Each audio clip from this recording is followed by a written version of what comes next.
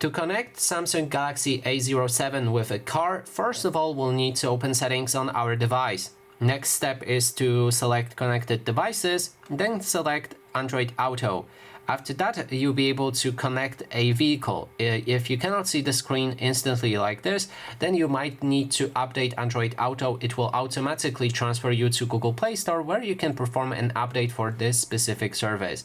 When you're ready, click on Connect Vehicle, and then you will have two options for connection. First one is through the cable. So if you have a cable that allows you to connect your phone with your car, you can connect it now, and then the entire process for the setup will continue. If you want, you can also try to connect it using a Bluetooth. So if your car does support wireless connection, enter pairing mode on your car and then select connect using Bluetooth. After that, pair a vehicle. When you're in the pairing mode in that vehicle, you can see it in the available devices, click on it, and then the setup will also continue. And that is basically everything. Thanks so much for watching, and if you like this video, please consider subscribing.